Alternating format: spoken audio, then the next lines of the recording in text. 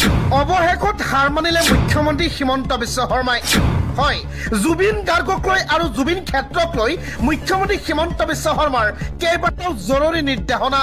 লগতে ছট পূজাক লৈও আহি পৰিছে বহুতে গুৰুত্বপূৰ্ণ খবৰ গতিকে ভিডিঅ'টি অলপো স্কিপ নকৰাকে শেষলৈকে চাই থাকিব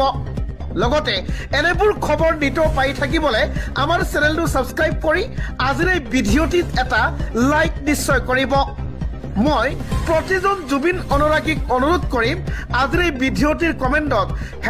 #justice4Jubin Garg বুলি নিশ্চয় লিখিব